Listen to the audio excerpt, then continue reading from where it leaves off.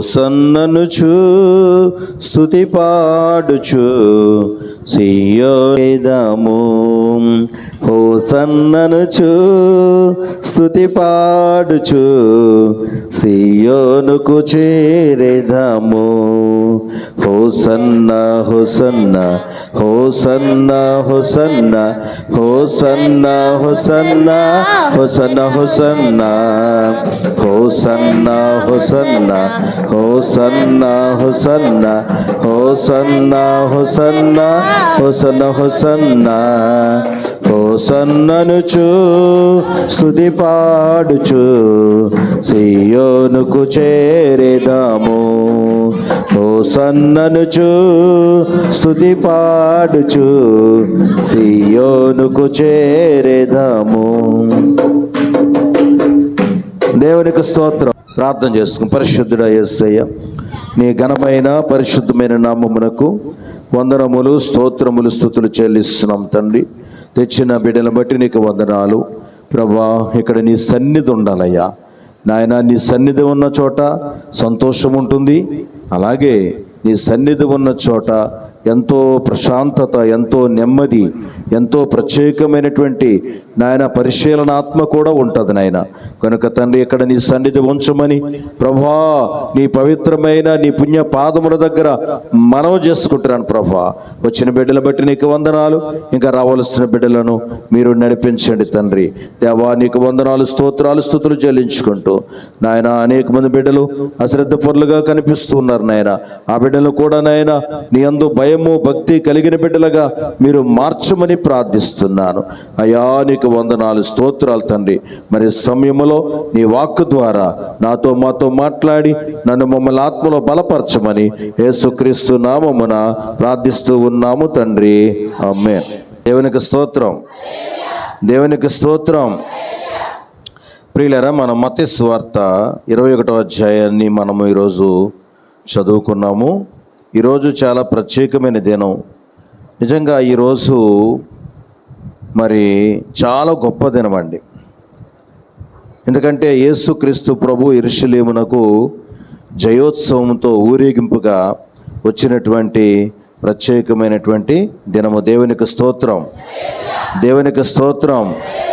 ప్రియులారా, ఇక్కడ చూడండి, యేసు ప్రభు శిష్యులను ఎక్కడికి పంపించాడు? బేతనియ అనేటువంటి గ్రామానికి పంపించాడు. పంపిస్తూ ఏం చెప్తూ ఉన్నాడు? చదవండి అమ్మా. మీ ఎదుటనున్న గ్రామమునకు వెళ్ళి కట్టబడి ఉన్న ఒక గాడిదయు మీకు కనబడును, దానిని విప్పి నా యొద్దకు తోలుకుని. చాలు. కనుక ప్రభునందు ప్రియమైనటువంటి దేవుని బిడ్డలారా, ఇక్కడ గాడిదను దేవుడు తన వాహనముగా ఆయన చేసుకున్నాడు. రాజాదిరాజు, దేవాది దేవుడు ఆయన గుర్రాలు ఏనుగులో ఎక్కలేదు. ఈ లోక సంబంధమైన రాజులైతే గుర్రాలు, మరి ఒంటెలు, ఏనుగులు తమ వాహనంగా వాడుకుంటే, గాడిద అనేది చాలా మరి అల్పమైనది, ఎన్నిక లేనిది, చాలా అపవిత్రమైనది, అసహ్యమైన దానికి సాదృశ్యం అన్నమాట. అలాంటి గాడిదను యేసు ప్రభు తన వాహనముగా ఎన్నుకున్నాడు. దేవునికి స్తోత్రం, దేవునికి స్తోత్రం. ఎంత గొప్ప విషయం అండి అది. అంటే పనికి రాని వాటిని కూడా ఆయన వాడుకునేటువంటి దేవుడు. ఇది ఎన్నిక లేనిదని ఎంచడు. మనుషులకు అది ఎన్నిక లేనిదే కావచ్చు, కానీ దేవునికి అదే చాలా అవసరమైనదిగా అక్కడ మనం చూస్తాం. అంటున్నాడు కదా, ఎవరైనా ఏదైనా అంటే మీరేం చెప్పాలి? అది ప్రభువునకు కావలసి ఉన్నది. దేవునికి స్తోత్రం. దీనిలో ఉన్న అర్థం ఏంటండి ప్రియులరా? మానవుడు కూడా ఇలాంటి స్థితిలో ఉన్నాడనే దాని అర్థం. మానవుడు కూడా అనేకమైన పాపపు బంధకాల చేత కట్టబడిపోయి ఉన్నాడు. కొంతమంది త్రాగుడుకు కట్టబడి ఉన్నారు, కొంతమంది సిగరెట్టుకు కట్టబడి ఉన్నారు, కొంతమంది గుట్కాలకు కైనీలకు కట్టబడి ఉన్నారు, కొంతమంది సినిమాలకు సీరియల్కు కట్టబడి ఉన్నారు, కొంతమంది శరీరేచ్ఛలకు కట్టబడి ఉన్నారు. ఈ విధంగా మానవులు రకరకాలైనటువంటి ఆ పాపపు బంధకాల చేత కట్టబడి ఉన్నారు. అలాంటి కట్టబడినటువంటి మానవుడిని దేవుడు ఆ బంధకాలు విప్పి, ఆ బంధకాలు తెంచి తనను తన సాధనముగా వాడుకోవాలనేటువంటి ఉద్దేశమే ఇందులో ఉన్న ఆత్మీయ అర్థం. దేవునికి స్తోత్రం, దేవునికి స్తోత్రం. కనుక ప్రభునందు ప్రియమైనటువంటి దేవుని బిడ్డలారా, మనము అనేక రకాలైనటువంటి లోపములతో, పాపములతో, అవమానాలు, అవిధేయతలతో కట్టబడి ఉన్నప్పటికీ కూడా దేవుడు మరి మనలను ఆయన విడిచిపెట్టలేదు. కానీ ఆయన మనల్ని ఆశపడి, మనం కోరుకొని మన దగ్గరకు తన సేవకులను లేక సువార్తను పంపించి మనల్ని విడిపించి ఆయన సాధనాలుగా మనలను వాడుకోవాలనేటువంటి ఆ ఉద్దేశం అందులో మనకు కనబడుతూ ఉన్నది. దేవునికి స్తోత్రం, దేవునికి స్తోత్రం. ప్రియులరా, ఆ విధంగా గాడిదను మరి ఆయన దగ్గరకు తోలుకొని వచ్చారు. తోలుకొని వచ్చినప్పుడు చూడండి, దేవుని వాక్యములో 6వ వచనం, శిష్యులు వెళ్ళి యేసు తమకు ఆజ్ఞాపించిన ప్రకారము చేసి ఆ గాడిదను దాని పిల్లను తోలుకొని వచ్చి వాటి మీద తమ బట్టలు వేయగా ఆయన బట్టల మీద కూర్చుండెను. దేవునికి స్తోత్రం. అంటే ఇప్పుడు దేవుడు ఎక్కడ కూర్చున్నాడు? గాడిద మీద కూర్చున్నాడు. ఎక్కడ కూర్చున్నాడండి? గాడిద మీద కూర్చున్నాడు. ఆయన వాహనం అదే. ఇప్పుడు ఊరేగింపుగా ఆ యొక్క యెరూషలేము వీధుల్లోకి వెళుతూ ఉండగా ఆయన వాడుకున్నటువంటి వాహనం ఏంటండి? భారవాహిక గాడిద. భారవాహిక అంటే అర్థం ఏంటంటే భారాన్ని భరించేటువంటి, మోసేటువంటి ఆ గాడిదను తనకు ఆయన తన సాధనంగా వాడుకున్నాడు. సాధారణంగా గాడిదల్ని మరి ఎందుకు వాడతారంటే ఆ చాకలు వాళ్ళు బట్టలు ఉతికేటువంటి సమయాల్లో అటువంటివి చాలా మరి అలాంటి పనులకు మాత్రమే వాడతారు. ఎవరు కూడా, ఏ రాజు కూడా దాన్ని తన వాహనముగా వాడడు. అలాంటిది యేసుక్రీస్తు ప్రభు ఆ గాడిదను తన వాహనముగా చేసుకున్నాడు. దేవునికి స్తోత్రం, దేవునికి స్తోత్రం. ప్రియులారే, ఈ గాడిద చాలా గొప్ప విశేషత సంపాదించుకున్నది. ఎందుకంటే దేవుని పనికి ఉపయోగపడినందువలన. ప్రియులరా, దేవుని పని దేవుడు ఎప్పుడైతే దాన్ని కోరుకున్నాడో దానికి ఎంత విలువ వచ్చింది, దానికి ఎంత ఘనత వచ్చింది అనేది మనం చూస్తే దారి పొడుగున దానికి ఏం చేస్తున్నారంటే బట్టలు పరుస్తూ ఉన్నారు. చెట్ల కొమ్మలు నరికి పరుస్తూ ఉన్నారు. అంటే దాని అర్థం ఏంటంటే ఆ గాడిద యొక్క కాలు కింద పడకూడదు, మోపకూడదు, దానికి దుమ్ము ధూళి అంటకూడదు, ఏ ముళ్ళు దాన్ని గుచ్చుకోకూడదు అనేటువంటి ఉద్దేశంతో దారి పొడుగున ఏం చేస్తున్నారు? బట్టలు పరుస్తూ ఉన్నారు. అంటే ప్రభునందు ప్రియమైనటువంటి దేవుని బిడ్డలారా, మరి ఇక్కడ ప్రభువు గురించి వాళ్ళు బట్టలు పరుస్తున్నారు, ప్రభువు గురించి వాళ్ళు అవన్నీ చేస్తున్నారు. కానీ మరి ఇక్కడ ఆ యొక్క ఘనత, ఆ విలువ ఇప్పుడు దేనికి వచ్చింది? గాడిదకు కూడా వచ్చింది. గాడిద కూడా వచ్చింది. నిజమే. ప్రభునందు ప్రియమైన దేవుని బిడ్డలారా, ఈ 40 దినాలు కూడా మనం జరిగినటువంటి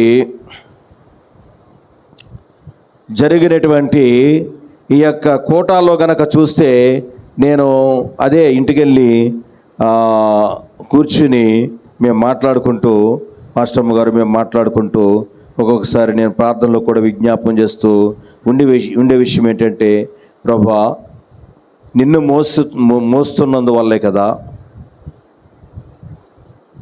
ఇంత విలువ, ఇంత ఘనత. ప్రభా నిన్ను మోసే గాడిదగా ఉన్నాను కాబట్టే కదా, లేకపోతే వీళ్ళు ఎవరన్నా అసలు నా ముఖం చూస్తారా? ఎవరింటికైనా వెళ్ళినప్పుడు కనీసం మంచినీళ్ళు అడిగినా వాళ్ళు ఇస్తారో ఎవరో తెలియదు. కానీ నిన్ను మోసే గాడిదగా నేను ఉన్నందువల్ల మరి ఎంత ప్రేమ, ఎంత ఆప్యాయత, ఎంత అనురాగాల ప్రభా అని చెప్పేసి ఎంతగానో దేవుని స్తుతించడం జరిగింది. నిజమే, ఒకప్పుడు నా జీవితం ఎంత ఘోరం అండి. ఎన్ని రకాలైన అవిధేయతలతో, పాపాలతో బంధించబడ్డాను. ఎన్ని రకాలైనటువంటి అలవాటులు, చెడు అలవాటులు నేను బానిస్తున్నై ఉన్నాను. కానీ దేవుడు నన్ను మన ఒక దైవజనుడిని మా గ్రామానికి పంపించి ఆయన ద్వారా నా కట్లను తెంచి ఈ రోజున ఆయన నన్ను తన సాధనముగా, తన పనిముట్టుగా వాడుకుంటున్నాడు. దేవునికి స్తోత్రం, దేవునికి స్తోత్రం. ప్రభునందు ప్రియమైన దేవుని బిడ్డలారా, నా పట్లే కాదు మీ అందరి పట్ల కూడా దేవుని ప్రణాళికలు ఉన్నాయి, దేవుని ఉద్దేశాలు ఉన్నాయి, దేవుని ఆలోచనలు ఉన్నాయి. మీ అందరి పట్ల కూడా దేవునికి కోరిక ఉంది. మీరు మీ పాపపు లోకపు బంధకాల నుంచి విడుదల పొందిన తర్వాత మరి అందరూ కూడా ఎవరికి సాధనాలుగా మారాలి? దేవుని సాధనాలుగా మారాలి, దేవుని పనిముట్టులుగా మారాలి, దేవుని కొరకు ఉపయోగపడే పాత్రలుగా మారాలి మనం. కనుక ప్రభునందు ప్రియమైనటువంటి దేవుని బిడ్డలారా, మనం ఈ విషయాన్ని చాలా జాగ్రత్తగా గ్రహించాలి. మనం ఈ విషయాన్ని చాలా జాగ్రత్తగా గ్రహించాలి. ఎంతవరకు మన జీవితాల్లో మనము దేవుడు మనల్ని ఏర్పరచుకున్నప్పుడు, దేవుడు మనల్ని కోరుకున్నప్పుడు ఆ దేవుని ఉద్దేశం ఏంటో తెలుసుకుని సాగుతున్నాం అనేది ఆలోచించాలి. చూడండి, ఈ గాడిద గురించి మనం ఆలోచించేద్దాం. ఆ గాడిద ఆ కట్లను విప్పబడిన తర్వాత అది చక్కగా తోలబడింది. దేవునికి స్తోత్రం. కనుక ప్రభునందు ప్రియమైనటువంటి దేవుని బిడ్డలారా, ఇక్కడ మనం ఆలోచన చేస్తే, మనం పరిశీలన చేస్తే, మీరేం చేశారు? వాక్యం విన్నారు, అంగీకరించారు, నిజమేనయ్యా మాకు బలహీనతలు ఉన్నాయి అని చెప్పి ఒప్పుకొని నెమ్మదిగా ప్రభు దగ్గరికి వచ్చారు. దేవునికి స్తోత్రం, దేవునికి స్తోత్రం. కనుక ప్రభునందు ప్రియమైనటువంటి దేవుని బిడ్డలారా, ఆ తర్వాత పారిపోకుండా వాళ్ళు ఎటు నడిపిస్తున్నారో అటు నడుస్తూ ఉన్నది. దేవునికి స్తోత్రం. విశ్వాసులు కూడా కొంతమంది బంధకాల నుంచి తెంపబడరు, కొంతమంది బంధకాల నుంచి బయటకు వస్తారు. బంధకాలు విప్పిన తర్వాత వాళ్ళు ఏం చేస్తారంటే అందుబాటులో ఉండరండి. నాకు తెలుసు, కొన్నిసార్లు కొంతమందిని చూసినప్పుడు వాళ్ళు ప్రభువులోకి నడిపించడానికి ఎంతో కష్టపడి ప్రభువులోకి నడిపిస్తే ఆ తర్వాత వాళ్ళు ఏమాత్రం కూడా లోబడి ఉండకుండా, అందుబాటులో ఉండకుండా ఎక్కడెక్కడికో వారు దూరంగా చెదిరిపోయినటువంటి పరిస్థితులు చాలామందిలో ఉంటూ ఉంటాయి. కానీ ఈ గాడిద ఏమాత్రం కూడా పారిపోలేదు, చెదిరిపోలేదు. మరి వారి చేత వారి అధికారం కింద ఉండి వారు ఎటు కొడితే అటు, ఎటు నడిపిస్తే అటు నడుచుకుని చివరికి ఎక్కడికి వచ్చిందండి? యేసు ప్రభు దగ్గరకు వచ్చింది. దేవునికి స్తోత్రం, దేవునికి స్తోత్రం. చివరికి యేసు ప్రభు దగ్గరకు అది వచ్చినప్పుడు ప్రభునందు ప్రియులరా, యేసు ప్రభు దానిని తన వాహనముగా వాడుకున్నాడు. ఆయనను మోసేటువంటి గాడిదిగా అది మారిపోయినది. దేవునికి స్తోత్రం, దేవునికి స్తోత్రం. ప్రియులరా, మనందరి పట్ల కూడా దేవుని ఉద్దేశం అదే. మీకు అర్థమవుతుందా? ఎంతమంది గ్రహించారు? దేవుడు మనల్ని ఎందుకు రక్షించుకున్నాడు? దేవుడు మనల్ని ఎందుకు మార్చుకున్నాడు?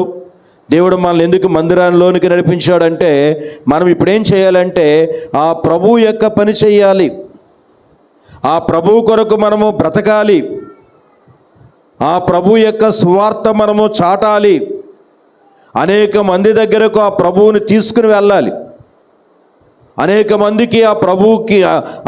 మంది దగ్గరకు ప్రభువును తీసుకుని వెళ్ళి అనేక మందికి ప్రభువుని చూపించాలి. ఈ గాడిద ఏం చేస్తుంది?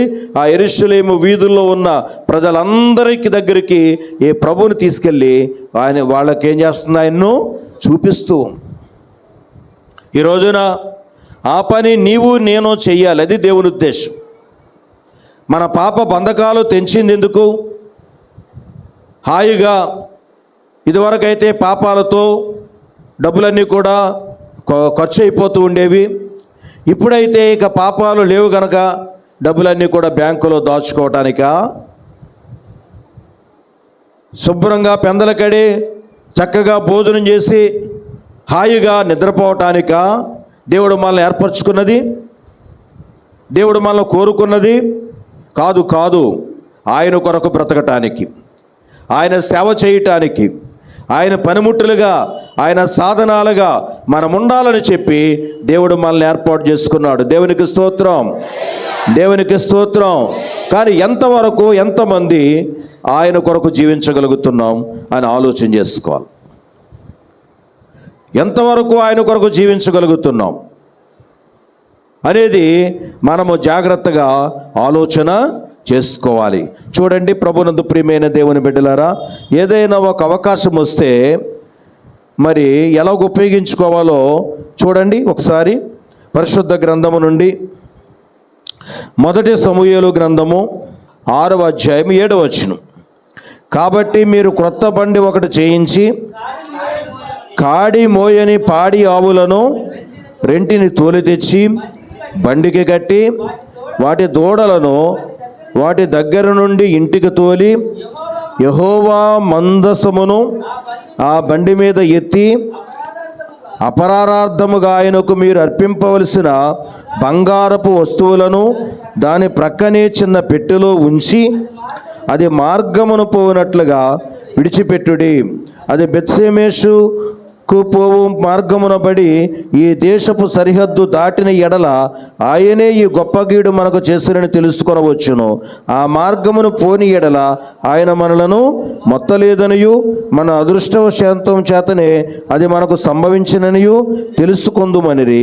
వారు అలాగున 2 పాడి ఆవులను తోలి తెచ్చి బండికి కట్టి వాటి దూడలను ఇంటి లోపల పెట్టి యెహోవా మందసమును బంగారు గడ్డలను పందికొక్కు రూపములు గల ఆ చిన్న పెట్టెను బండి మీద ఎత్తగా ఆ ఆవులు రాజమార్గమున బడి చక్కగా పోవచ్చు అరుచుచు బెత్షెమెషు మార్గమును నడిచెను. దేవునికి స్తోత్రం, దేవునికి స్తోత్రం. ప్రియులారా, ఇక్కడ ఆవులకి ఒక అవకాశం వచ్చింది. ఏంటి అవకాశం చెప్పండి? దేవుని మందసమును మోసే ఒక అవకాశం. దేవునికి స్తోత్రం. దేవుని మందసమును మోసే ఒక అవకాశం వచ్చినప్పుడు ఈ ఆవులు ఏమాత్రము కూడా మరి నిర్లక్ష్యముగా పనిచేయటము లేదు, అశ్రద్ధగా పనిచేయటము లేదు. చాలా భక్తితో, చాలా నిష్టగా, చాలా జాగ్రత్తగా, చాలా శ్రద్ధగా ఆ రాజమార్గమున చక్కగా వెళుతున్నాయంట. దేవునికి స్తోత్రం, దేవునికి స్తోత్రం. ఈ ఆవులు దేవుని మందసాన్ని మోస్తూ ఉన్నాయి. చూడండి ప్రియులారా, ఆవులైనప్పటికీ పశువులైనప్పటికీ కూడా దేవుని పని చేయవలసి వచ్చినప్పుడు అవి ఎంతో భాగ్యముగా ఎంచుకొని, నా మీద దేవుని మందసం మోపబడింది, ఈ భారం నేను మోస్తాను అని చెప్పి సంతోషముగా ఆవులు ఏం చేస్తున్నాయి? ఆ మందసాన్ని మోస్తూ ఉన్నాయి. ఈ రోజున నీ జీవితంలో ఏదైనా ఒక భారం నీ మీద మోపబడింది అనుకో.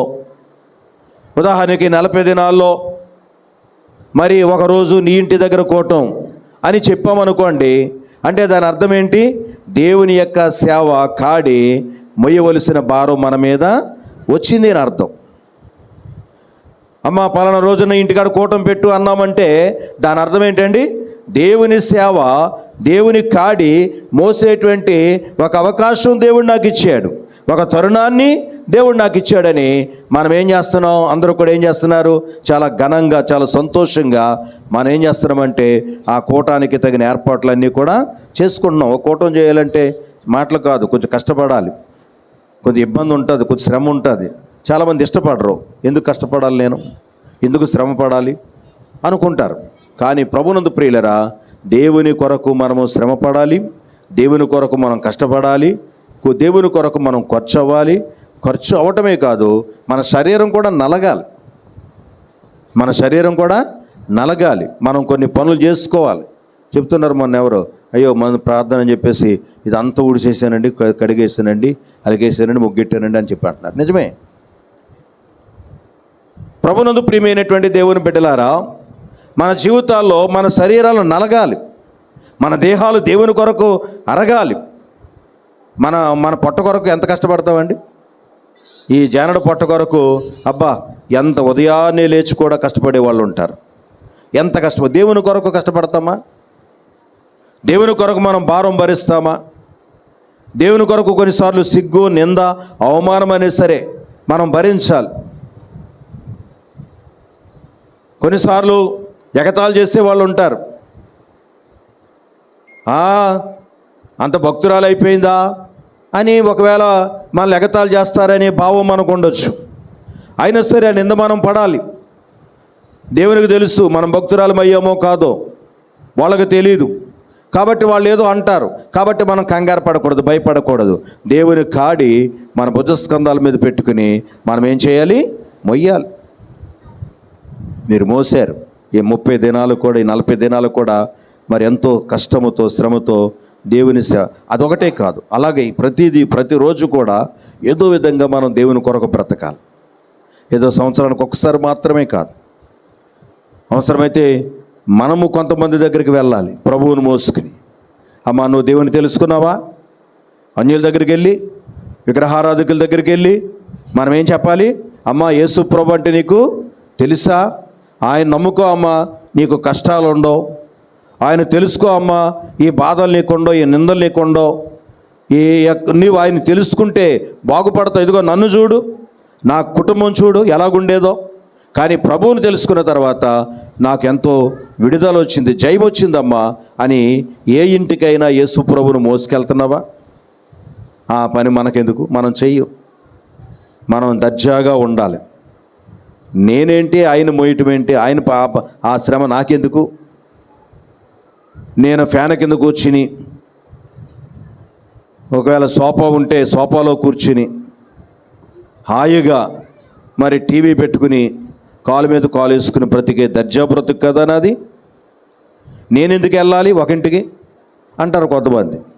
కానీ ప్రభునందు ప్రియమైనటువంటి దేవుని బిడ్డలారా, యేసు ప్రభు మనల్ని ఏర్పాటు చేసుకున్నది మనం సోఫాలో కుర్చీ మీద కూర్చుని, ఫ్యాన్ కింద కూర్చుని మనం సుఖం అనుభవించడానికి కాదు. అనుభవించు, తప్పు కాదు ఎప్పుడైనా. కానీ ఎప్పుడైనా ప్రభు కొరకైనా మనం జీవించాలి కదా. ప్రతిరోజు కూడా నీవు ఇంటిలో నువ్వు చక్కగా గడపవచ్చు, కానీ కనీసం ఒక గంట కానీ, ఒక అరగంట కానీ, 10 నిమిషాలు కానీ దేవుని మోసే జీవితం మనం జీవించగలుగుతున్నామా లేదా అని చెప్పి ఎవరు మట్టుకు వారమే ఏం చేయాలండి? మనం పరిశీలన చేసుకోవాలి.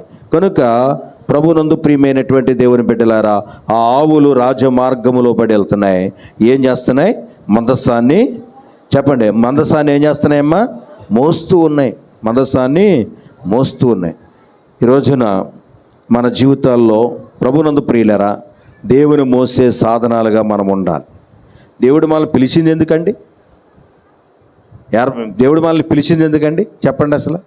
చదవండి పోనీ మత్తయి సువార్త 11వ అధ్యాయం 28వ వచనం. ప్రయాసపడి భారము మోసుకొనుచున్న సమస్త జనులారా, నా యొద్దకు రండి, నేను మీకు విశ్రాంతి కలుగజేతును. నేను సాత్వికుడను, దీన మనసు గలవాడను గనక మీ మీద నా కాడి ఎత్తుకొని. అది ప్రియులరా, దేవుడు మనల్ని పిలిచింది ఆయన కాడి మన మీద ఎత్తుకుంటానికి. దేవునికి స్తోత్రం. మరి ఎంతమంది ఎత్తుకుంటున్నారు?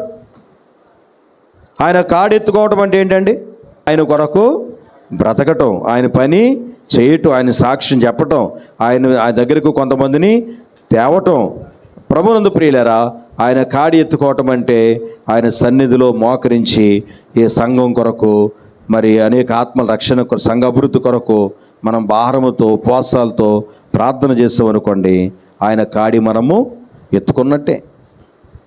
ఆయన కాడి ఎత్తుకున్నట్టే. ఆయన కాడి ఎత్తుకోవటం అంటే ఈ సంఘ పరిచర్య కొనసాగటానికి ఏం జరగాలో, ఉదాహరణకి నెలకొకరు భోజనాలు అన్నాం అనుకోండి, ఈ నెల ఒకరు భరించారనుకోండి, మరో నెల మరొకరు భారం భరించాలి, మరో నెల మరొకరు భారం భరించాలి. అది కొంచెం కష్టమే మనకి, ఎందుకంటే మనం అందరం పేదవాళ్ళు. ఓ 10,000 ఖర్చు పెట్టాలంటే చాలా కష్టమే కాదన్ను. కానీ ప్రభునందు ప్రియులరా, కనీసం సంవత్సరం కాకపోయినా, ఒక సంవత్సరం విడిచి ఒక సంవత్సరమైనా, అంత పేదరికలు ఉన్నప్పుడు సంవత్సరం విడిచి సంవత్సరమైనా మనం ఏం చేయాలంటే ఆ భారం మనం భరించాలి, ఆ కాడి మనం ఎత్తుకోవాలి. కానీ చాలాసార్లు మన జీవితాల్లో భారం ఎత్తుకోవడానికి ఇష్టపడం, ఆ కాడి మనం మోయటానికి ఇష్టపడం. కానీ ప్రభునందు ప్రియమైన దేవుని బిడ్డలారా, మరి కాడి మోసేటువంటి వారిగా దేవుని సంఘ అభివృద్ధి కొరకు, సంఘ క్షేమం కొరకు, సంఘంలో ముందుకు నడిపించడం కొరకు మరి ప్రార్థన చేసేవారుగాను, పరిచర్య చేసేవారుగాను, ఆర్థికంగా మరి శ్రమ ఖర్చు పెట్టేటువంటి వారుగాను మనం ఉన్నట్లయితే మనము ఆయన మందసాన్ని మోస్తున్నట్టే. దేవునికి స్తోత్రం, దేవునికి స్తోత్రం. కనుక ప్రభునందు ప్రియమైనటువంటి దేవుని బిడ్డలారా, మన జీవితాల్లో మనకేమన్నా అలాంటి గురి కానీ, అలాంటి ఆశ కానీ, అలాంటి ఆలోచన కానీ ఉన్నదా లేదా అని ఎవరికి వారిమే ఏం చేయాలండి? పరిశీలన చేసుకోవాలి. ఎందుకు మనము ఆయన సేవా కార్డుని ఎత్తుకోవాలి? ఎందుకు మనకు ఆ భారం, ఎందుకు మనకు ఆ శ్రమ అని మనం అనుకుంటున్నాం కదా, చాలామంది అనుకుంటారు కదండి, ఎందుకు మనకు ఆ శ్రమ, ఎందుకు మనకు ఆ ఖర్చు, ఎందుకు మనకు ఆ భారం అని అనుకుంటారు కదా. అలాగే యేసు ప్రభు అనుకుంటే చెప్పండి, ఎందుకు నాకు ఈ శ్రమ, ఎందుకు నాకు ఈ భారం, ఎందుకు నాకు ఈ దెబ్బలు అని యేసు ప్రభు అనుకుంటే ఏమైంది? యేసు ప్రభు అనుకుంటే మనం అందరం కూడా నిశ్చయంగా నరకానికి వెళ్ళిపోయేవాళ్ళు. ఎందుకు నాకు ఈ శ్రమ, ఎందుకు నాకు ఈ భారం అని యేసు ప్రభు అనుకున్నాడా? ఆయన అనుకోలేదు. చూడండి, ప్రభునందు ప్రియమైనటువంటి దేవుని బిడ్డలారా, యెషయా గ్రంథం 53వ అధ్యాయము 6వ వచనం.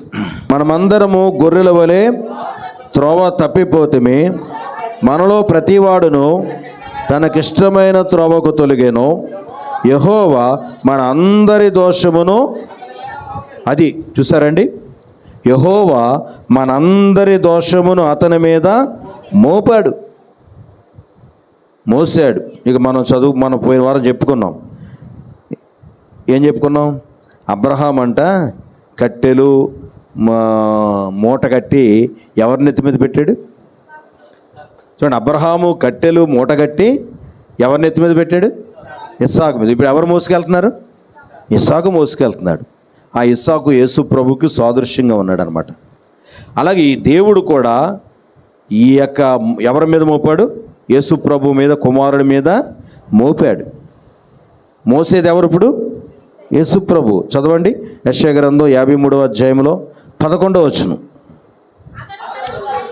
అతడు తనకు కలిగిన వేదనను చూచి తృప్తి నొందును, నీతిమంతుడైన నా సేవకుడు జనులను భరించి చూసారండి, జనుల దోషములను భరించాడట. అది యేసు ప్రభు ఏం చేశాడమ్మా?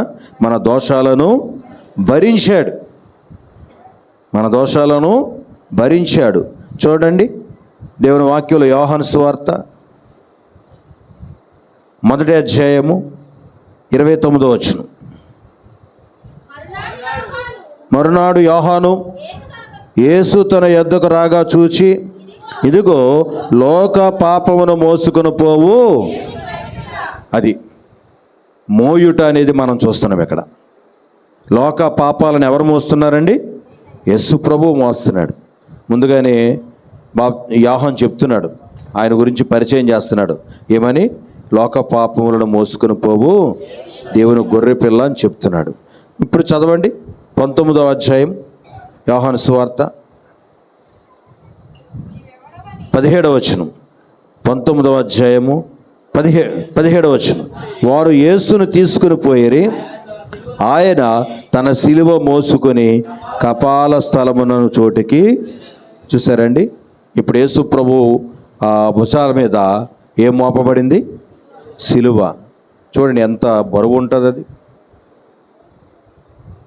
ఎంతో బరువు. అది మొయ్యలేక మోస్తున్నాడు ఆయన. మొయ్యలేక మోస్తూ నడవలేక తూలిపోతే మరలా చెల్లును కొట్టి ఏం చేస్తున్నారు? మరలా లేపుతూ ఉన్నారు, నడిపిస్తూ ఉన్నారు. కనుక ప్రభునందు ప్రియులరా, ఇంతగా దేవుడు మన కొరకు భారాలు భరించినప్పుడు, శ్రమలు పడినప్పుడు, నిందలు పడినప్పుడు, దెబ్బలు తిన్నప్పుడు మనం ఆయన కొరకు కష్టపడటానికి ఇష్టపడొద్దా? మనం ఆయన కొరకు పరిచయం చేయొద్దా? కనుక ప్రభునందు ప్రియమైనటువంటి దేవుని బిడ్డలారా, మన జీవితాల్లో మనము దేవుని పని ఏమన్నా చేస్తామా? వాళ్ళు ఎవరో చేస్తారండి, నాకెందుకండి అనుకోకూడదు. నేను కూడా చెయ్యాలి, మేము స్త్రీలు కదా మేమేం చేస్తాం అనుకోకూడదు. కొన్ని సంఘాల్లో స్త్రీలు కూడా చాలా గొప్ప పని చేస్తారు, బండ పని చేస్తారు. మీరు చేశారు, మందిరం కట్టినప్పుడు నేను చూశాను ఎంత కష్టపడ్డారో కొంతమంది. ప్రియులరా, మన జీవితాల్లో మనము మోసేవాళ్ళగా ఉండాలి. దేవుని కొరకు బ్రతికే వాళ్ళుగా ఉండాలి. కొంతమంది ఐఏఎస్ ఐపీఎస్ ఆఫీసర్స్ కూడా దేవుని పనికి ఎంతో కష్టపడి చేస్తూ ఉంటారు. కలెక్టర్లు కూడా దేవుని పని ఎంతో కష్టపడి చేస్తూ ఉంటారు కొన్ని సంఘాల్లో.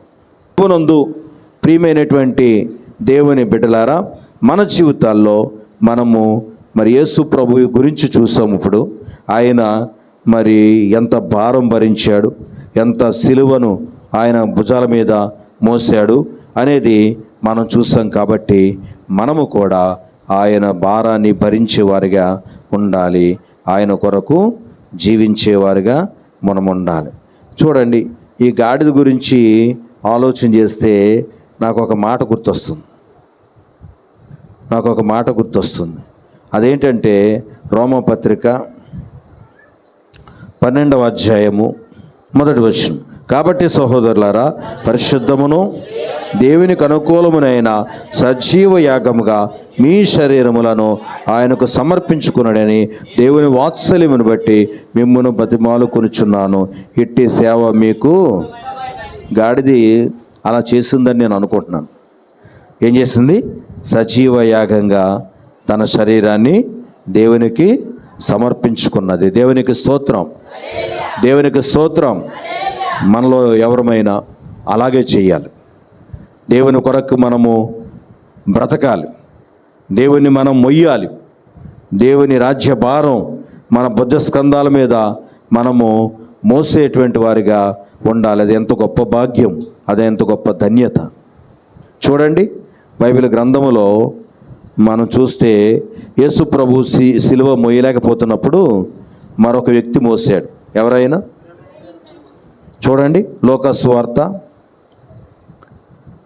వార్త 23వ అధ్యాయం 26వ వచనం. వారు ఆయనను తీసుకుని పోవచ్చుండగా పల్లెటూరు నుండి వచ్చుచున్న కురేనీయుడైన సీమోనను ఒకని పట్టుకుని యేసు వెంట సిలువ మోయుటకు అతని మీద దానిని పెట్టిరి. ఎంత గొప్ప ధన్యత వచ్చిందండి. కురేనీయుడైన సీమోనికి ఏ భాగ్యం వచ్చింది? యేసు ప్రభు భారాన్ని కొంత టైము భరించేటువంటి భాగ్యం వచ్చింది. దేవునికి స్తోత్రం, దేవునికి స్తోత్రం. ఎంతో సంతోషంగా మోసాడు. సనుగుడు లేదు, గొనుగుడు లేదు, బాధ లేదు. కానీ ప్రభు మోయనివల వెంటనే ఒక 2 నిమిషాలకో మరి 1 నిమిషానికో వెంటనే ఏం చేశాడు? మరలా యేసు ప్రభు వెళ్ళి సిలువను తన భుజాల మీదకి తీసేసుకున్నాడు. కానీ మరి ఆ సిలువ మోసేటువంటి భాగ్యం అతనికి వచ్చినప్పుడు అతడు నేను మొయ్యను అని అన్నాడా? చెప్పండి, నేను మొయ్యను అన్నాడా? అనలేదు. అతడు ఎంతో చక్కగా ఆ భారాన్ని భరించాడు. దేవునికి స్తోత్రం. అలాగే మనం అందరం ఉండాలి. ఒక అవకాశం దేవుడు మనకు ఎప్పుడైనా ఇచ్చాడంటే అవకాశాన్ని మనం సద్వినియోగం చేసుకోవాలి. ఆ యొక్క అవకాశాన్ని మనం భారం భరించాలి.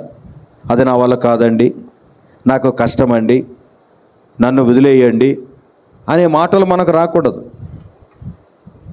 ఆ భారం, దేవుని సేవా భారం, దేవుని కాడి మొయ్యటం అనేది మహాభాగ్యంగా మనం ఎంచుకోవాలి. కనుక అందుకే దేవుడు మనల్ని ఏర్పాటు చేసుకున్నాడు, అందుకే మనల్ని పిలుచుకున్నాడు, అందుకే సంఘ సభ్యులుగా చేశాడు. మనకు ఎన్నో బంధకాల నుంచి విడుదల ఇచ్చాడండి. చాలామంది టీవీల దగ్గర సినిమాలకు బానిసలు, సీరియల్కి బానిసలు. కానీ మీరు ఆ బంధకాల నుంచి విడిపించబడ్డారు. దేవునికి స్తోత్రం. ప్రభునందు ప్రియులారా, గమనించండి, మన జీవితాల్లో దేవుడు మనలను వ్యభిచార బంధకాల నుంచి విడిపించాడు, ఆ త్రాగుడు బంధకాల నుంచి విడిపించాడు, రకరకాలైన పాప బంధకాల నుంచి దేవుడు విడిపించాడు. అయితే విడుదల పొందిన మనం స్వేచ్ఛ స్వతంత్రులుగా మన ఇష్టానుసారులుగా సుఖాసక్తులుగా బ్రతకటం కాదు, కానీ మనము ఎంతో కొంత దేవుని కొరకు ఏదో విధంగా బ్రతకాలి. ఒకరిని బలవంతం చేయటం, ఒకరి దగ్గరికి వెళ్ళి మనము దేవుని ప్రేమను పంచటం, ఎవరైనా ఒకరు కష్టంలో ఉంటే వారికి ఏదైనా కొంచెం మాట సహాయం చేయటం, లేకపోతే చేత సహాయం కూడా చేయటం అనేది మనము చేస్తే మనం ఎవరిని తీసుకెళ్ళినట్టు యేసు ప్రభువుని వారికి మనకి బంధుత్వం లేదు. అయినా దేనిని బట్టి మనం వెళ్తున్నాం? దేవుని బట్టి వెళ్తున్నాం. కాబట్టి మనము ప్రభువును మోస్తున్నాం అనేటువంటి విషయాన్ని మనము గుర్తుపెట్టుకోవాలి. అలా మోసిన వాళ్ళకి దీవెన ఉంటుందండి, మొయ్యని వాళ్ళకి ఏమాత్రం దీవెన ఉండదండి. దేవుని సేవ కొరకు కష్టపడే వాళ్ళకి ఒక రకమైన ఆశీర్వాదం ఉంటుంది.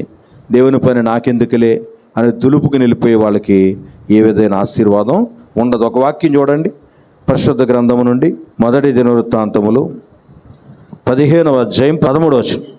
ఇంతకుముందు మీరు ఇశ్రాయేలు దేవుడైన యెహోవా మందసమును మోయక ఉండుట చేతను ఆగండి. ఇంతకుముందు మీరు ఇశ్రాయేలు దేవుడైన యెహోవా మందసమును మోయక ఉండుట చేతను మనము మన దేవుడైన యెహోవా యొద్ద విధిని బట్టి విచారణ చేయకుండుట చేతను ఆయన మనలో నాశనము కలుగజేసెను. కావున ఇప్పుడు మీరును మీ వారును మిమ్మల్ని మీరు ప్రతిష్ఠించుకొని నేను ఆ మందస్సమునకు సిద్ధపరిచిన స్థలమునకు దానిని ఇక్కడ ఏమంటున్నాడండి, మోయక యుండుట చేత వాళ్ళకి ఏమొచ్చిందంట, నష్టము వచ్చింది. దేవుని భారం మనం భరించకపోతే, దేవుని కాడి మనం మోయకపోతే మనకు కొంచెం ప్రమాదం కూడా ఉంటుంది. కొన్నిసార్లు కొన్ని విషయాల్లో నేను మనసులో ఏదన్నా బాధపడ్డాను అంటే, అయ్యో అలాగా అని చెప్పి ఏదన్నా కొంచెం మనసులో బాధపడ్డాను అంటే ఏంటో కానీ ఏదో ఒక నష్టం అనేది జరుగుతుంది, ఏదో ఒక కష్టం అనేది వస్తుంది. ప్రియులారా గమనించండి, ఇక్కడ దేవుని వాక్యంలో మనం చూస్తూ ఉన్నాము, ఇక్కడ మోయకపోయినందువలన మనకు నష్టము కలిగింది కదా. కాబట్టి ఇప్పుడైనా మనం జాగ్రత్త పడి ఏం చేయాలంటున్నాడు, దానిని మనము మోసేవారిగా మనము ప్రతిష్ఠ చేసుకుందాం అంటున్నాడు. దేవునికి స్తోత్రం, దేవునికి స్తోత్రం. చదవండి 15వ వచనం చదవండి. కావున తరువాత లేవీయులు యెహోవా సెలవిచ్చిన మాటను బట్టి మోషే ఆజ్ఞాపించినట్లు దేవుని మందస్సమును దాని దండెలతో తమ భుజముల మీదకి ఎత్తుకొనిరి. దేవునికి స్తోత్రం, దేవునికి స్తోత్రం. ఇక్కడ లేవీయులు అంటే సంఘస్థులు, మోషే అంటే సేవకుడు. అలాగ అర్థం చేసుకోవాలి మనం. ఇక్కడ ఏంటండి, తర్వాత లేవీయులు యెహోవా సెలవిచ్చిన మాటను బట్టి మోషే ఆజ్ఞాపించినట్లు దేవుని మందస్సమును వారి దండెలతో తమ భుజముల మీదకి ఎత్తుకొనిరి. దేవునికి స్తోత్రం. కనుక ప్రియులరా, ఇక్కడ మోషే ఆజ్ఞాపించినట్లు లేవీయులందరూ కూడా వారి భుజాల మీదకి ఏం చేశారంట, ఆ మందసాన్ని ఎత్తుకున్నారంట. దేవునికి స్తోత్రం. కనుక మనమందరము రాజులైన యాజకులు కాబట్టి మనమందరం కూడా దేవుని సేవ చెయ్యాలి, దేవుని కొరకు బ్రతకాలి, కొన్ని ఆత్మలు సంపాదించాలి. మన ద్వారా సువార్త బయటకు వెళ్ళాలి. మన పేరు మీద మరి సువార్త అనేది మరి వినబడాలి. అప్పుడు మనకెంతో దీవెన ఉంటుంది, మనకెంతో ఆశీర్వాదము ఉంటుంది అనే విషయాన్ని మనము గ్రహించుకుందాం, పరిశీలన చేసుకుందాం. కనుక ప్రభునందు ప్రియమైనటువంటి దేవుని బిడ్డలారా, యేసు ప్రభు ఆయన సిలువ మోసాడు కనుక మనము కూడా మరి ఆయన భారం, ఆయన పని మనం చేయాలి. ఆయన మన కొరకు సిలువ మోసాడు. ఇప్పుడు మనము ఇతరుల కొరకు ఆ సిలువను మనం మోయాలి, ఆయన కొరకు కాదు. కొన్ని ఆత్మల రక్షణ కొరకు మనం ఏం చేయాలి, ఆ భారాన్ని మనము భరించాలి, ఆ భారాన్ని మనము భరించాలి. అసలు పౌలు గారు ఏమన్నారు ఒకసారి చూద్దామా? పౌలు గారు ఏమన్నారండి? 1 కొరింథీ పత్రిక 9వ అధ్యాయం 16వ వచనం. నేను సువార్తను ప్రకటించుచున్నాను, నాకు అతిశయ కారణము లేదు. సువార్తను ప్రకటింపవలసిన భారం నా మీద మోపబడి ఉన్నది. అయ్యో, నేను సువార్తను ప్రకటింపపోయిన ఎడల నాకు శ్రమ. చూసారా, పౌలు గారు అన్నాడు, సువార్త ప్రకటింపవలసిన భారము నా మీద మోప. దేవునికి స్తోత్రం. కాబట్టి ప్రభునందు ప్రియమైన దేవుని బిడ్డలారా, దేవుడు మనము ఆయన కొరకు జీవించాలని మనల్ని ఏర్పాటు చేసుకున్నాడు. మనము సుఖాలతో, సౌఖ్యాలతో, స్వార్థాలతో, లేకపోతే మన సొంత సంపాదన కొరకే మన టైము, మన బలము ఉపయోగించుకునే వాళ్ళుగా ఉంటే మరేం ప్రయోజనం? అలాగా మనం బ్రతకడం కొరకు చేసుకోవచ్చు, కానీ మరి సేవలో కూడా పాలు పొందాలి, సువార్తలో కూడా పాలు పొందాలి అనేటువంటి ఆశలు మనకున్నాయి. పౌలు అయితే అంటున్నాడు, ఆ మాట నేను ఇప్పుడు ఎవరెవరి పేర్లు చెప్పిన వాళ్ళందరూ కూడా ఒకసారి బైబిల్ తీసి చూడండి అమ్మా, చదవండి. 1 కొరింథీ పత్రిక 9:16 నేను సువార్తను ప్రకటించుచున్నాను, నాకు అతిశయ కారణము లేదు, సువార్త ప్రకటింపవలసిన భారము నా మీద మోపబడి ఉన్నది. అయ్యో, నేను సువార్తను ప్రకటింపపోయిన ఎడల నాకు శ్రమ. ఇందాకేం చూసాం? మొదటి దినవృత్తాంతాలు ఏం చూసాం? మందస్సము మోయకుండుట వలన శ్రమ వచ్చింది అక్కడ. అదే అన్నాడు ఇక్కడ పౌలు గారు, నేను సువార్త ప్రకటించకపోతే నాకు శ్రమ అంటున్నాడు. కనుక ఈ విషయాన్ని గుర్తుపెట్టుకుని మనమందరము కూడా, మీరు కూడా యవనస్తులు, మీకు ఫ్రెండ్స్ ఉంటారు, స్నేహితులు ఉంటారు, వాళ్ళని ఒక్కొక్కరిని మందిరానికి ఆహ్వానించాలి, మందిరానికి తోడుకు రావాలి. ఎందుకంటే దేవుని సన్నిధికి రావటం అనేది అది పరలోకానికి వెళ్ళటానికి ఒక దారి చూపించినట్టు. దేవునికి స్తోత్రం, దేవునికి స్తోత్రం. ఏమన్నాడు మందిరాన్ని గురించి? దేవుడు ఏమన్నాడమ్మా? పరలోకపు గవిని ఇదే అన్నాడు. మందిరాన్ని గురించి ఏమన్నాడు? పరలోకపు గవిని ఇదే అన్నాడు. అంటే మనం ఒకళ్ళ మందిరానికి తీసుకొచ్చామంటే అర్థం ఏంటి? దేవుని రాజ్యానికి వెళ్ళే మార్గాన్ని వారికి చూపించామని అర్థం. దేవునికి స్తోత్రం. కాబట్టి మన జీవితాల్లో కాడి మోద్దాం, దేవుని కొరకు బ్రతుకుదాం. ఇప్పటికే నీకు 50 60 నీ వయసు ఎంతో నాకు తెలియదు. అప్పుడే నాకైతే 63 వచ్చేసింది. ఇంకా మనం ఎంతకాలం బతుకుతామో తెలియదు. ఉన్న కాలంలోనే ప్రభు కొరకు బ్రతకాలి. దేవునికి స్తోత్రం. కనుక ప్రభునందు ప్రియమైనటువంటి దేవుని బిడ్డలారా, మన జీవితాలను మనం ఒకసారి పరిశీలన చేసుకుందాం. మనం కూడా దేవుని సువార్త కొరకు, దేవుని రాజ్య వ్యాప్తి కొరకు మనము ప్రయాసపడేటువంటి వారిగా, జీవించేటువంటి వారిగా ఉండాలి అని దేవుడు చెప్తున్నాడు. చూడండి, దేవుని యొక్క వాక్యంలో ఇందా చెప్పాను కదా, పాస్టర్ గారు బాగానే ఉంది, అసలు మేము ఏం చెయ్యాలి, మాకు అర్థం కావట్లేదు, మాకు తెలియట్లేదు, ఎలాగ మేము దేవుని కాడి మొయ్యాలి అని ఒకవేళ నువ్వు అనుకుంటే, ప్రియులరా, నువ్వు ప్రతిరోజు కూడా మరి కొంత టైం కేటాయించుకుని మోకరించి, ప్రభువా మరి నశించిపోతున్న ఆత్మల్ని రక్షించు నాయన అని చెప్పి భారముతో ప్రార్థన చేయాలి.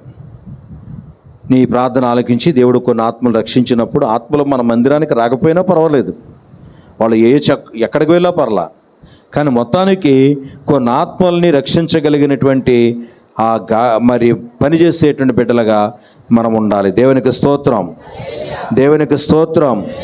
రెండవదిగా పరిచర్య చేయాలి, ప్రార్థన చేయాలి ఒకటి. రెండవది ఏం చేయాలండి? పరిచర్య చేయాలి. ఎప్పుడు దేవుని పని దొరుకుతుందా, ఎవరో చేస్తున్నారులే నాకెందుకు అనుకోకూడదు. ప్రభునందు ప్రియులరా, పరిచర్య చేయటం అనేది చాలా ఆశీర్వాదకరం, చాలా దీవెనకరం. అలాగే ఎవరైతే పరిచర్య చేస్తారో వాళ్ళు దేవుని కాడి మోస్తూ ఉన్నట్టే. అలాగే ప్రభునందు ప్రియమైన దేవుని బిడ్డలారా, మూడవది, మనము ఎవరికైనా సువార్త చెప్పాలి. ఏం చెప్పాలి? మనం ఎవరికైనా సువార్త చెప్పాలి. వారి దగ్గరికి వెళ్ళి వారికి దేవుని మాటలు చెప్పి, దేవుని ప్రేమను చూపి, లేకపోతే వారి కష్టంలో ఉంటే వారి దగ్గరికి వెళ్ళి ప్రార్థన చేసి రావాలి. ఆ విధంగా మనము మరి సువార్త చెప్పటం ఆయన సేవా కాడిని మోసినట్టే. కాబట్టి ఆ టైంలో మన వంతు బాధ్యత మనము భరించటం. ఈ విధంగా మనము దేవుని కాడి మోసి దేవుని కొరకు బ్రతికేటువంటి వారిగా ఇంకా మనం సమయాన్ని సద్వినియోగం చేసుకోవాలి. ఇంతవరకు అలా చేసిన వాళ్ళు ఉంటే ఇంకా ఎక్కువ చేయాలి. ఇంతవరకు అలా చేయని వారైతే ఇక నుంచి అయినా అలాగా చేసేటువంటి వారిగా మారి మనము ఎవరి కొరకు బ్రతకాలి? దేవుని కొరకు బ్రతకాలి. దేవునికి స్తోత్రం. బ్రతకటంలో 2 ఉద్దేశాలు ఉంటాయండి. లోకస్తులందరూ కూడా వారి బిడ్డల కొరకే బ్రతుకుతారు. కానీ క్రైస్తవుడు బ్రతుకు కేవలం వాళ్ళ కుటుంబం కొరకు అవ్వకూడదు. కుటుంబాన్ని పోషించుకోవాలే తప్ప కేవలం కుటుంబాన్ని పోషించుకోవటమే ప్రధానంగా ఉండకూడదు. చాలామంది ఎందుకో అలాగే బతుకుతారు. కుటుంబాన్ని పోషించుకోవటమే ప్రధానంగా పెట్టుకుని వాళ్ళు భక్తి చేస్తారు. అది పరిపూర్ణం అవ్వదు. కుటుంబాన్ని పోషించుకుంటూ సంఘాన్ని, సేవను మరి అభివృద్ధి చెయ్యాలి అనేటువంటి మనస్సుతో బ్రతికితే అది దేవుని కొరకు బ్రతికిన బ్రతుకవుతుంది. కనుక మనము ఇక నుంచి మరి దేవుని కొరకు విశాల హృదయాలతో బ్రతికేటువంటి వారి ఉండటానికి పరిశుద్ధాత్మ దేవుడు మనందరికీ సహాయం చేయునుగాక. ప్రార్థన చేసుకుందాం. ప్రతి ఒక్కరము కూడా దేవుని సన్నిధిలో ప్రార్థన చేసుకుందాం. పరిచర్య చేయాలి, ప్రార్థన చేయాలి, మందిరానికి తీసుకురావాలి. అలాగే మందిరము సేవ జరగటానికి కావలసిన ఆర్థిక సహాయము నెల నెల కూడా మనం అందించాలి. ఆ విధంగా దేవుని కొరకు మరి జీవించేటువంటి వారిగా మనం ఉంటున్నామా?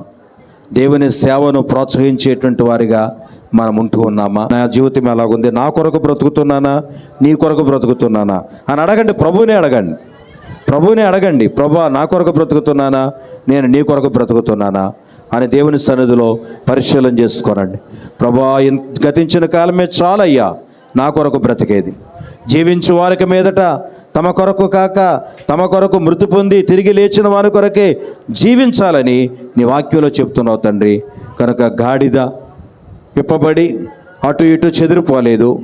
అది కష్టమైన నీ యొక్క నాయన ప్రభాతాన్ని నిన్ను మోసుకుని వీధుల్లో అది నడిచి వెళ్ళటం అనేది మేము చూస్తున్నాం. కనుక మా జీవితాలు కూడా అలాగే ఉండటానికి సహాయం చేయని అందరూ కూడా దేవుని సన్నిధిలో ప్రార్థన చేసుకుందాం. పరిశుద్ధుడా, నీ ఘనమైన పరిశుద్ధమైన నామానికి వందనాలు, స్తోత్ర. కనీసం వారంలో ఒక్కరోజైనా నీకు కేటాయించుకుని, నీ కొరకు కేటాయించుకుని, నీ కొరకు బ్రతికేటువంటి ఆత్మ దయచేయము తండ్రి. పురుషుల్లో కూడా భారం పెట్టండి. పౌలు అన్న మాటలు అనేక మంది హృదయాల్లో రాసుకోవాలి. అయ్యా, సువార్త ప్రకటింపవలసిన భారం నా మీద మోపబడి ఉన్నది. అయ్యో, నేను సువార్త ప్రకటించకపోతే నాకు శ్రమ అన్నటువంటి మాటలు ప్రభా మా అనుభవాలుగా మార్చండి తండ్రి.